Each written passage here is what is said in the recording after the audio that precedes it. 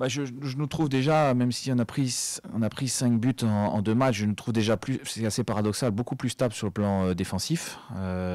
Et ensuite, je nous trouve beaucoup plus en capacité de créer du danger chez l'adversaire également. Voilà, donc on a des phases de domination qui sont plus fortes, qui sont plus longues.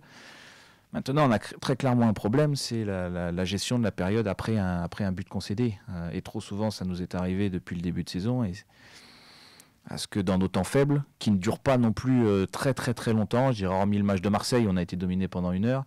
Là, le temps faible, il a duré 10 minutes ou un quart d'heure, et un quart d'heure, on est passé de 0-0 à 0-2. Il faut absolument que dans ces périodes-là, on soit en capacité de mieux passer et de ne pas partir avec un handicap aussi important.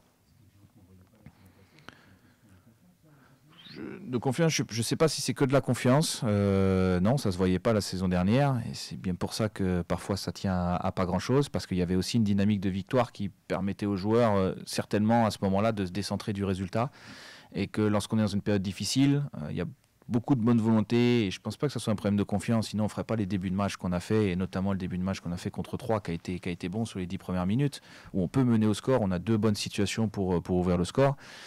Je pense pas que ce soit un problème de confiance du coup, mais simplement rattrapé par la situation comptable au moment où on est mené, et on en oublie le jeu, le plan de jeu, les objectifs, ce qu'on avait défini.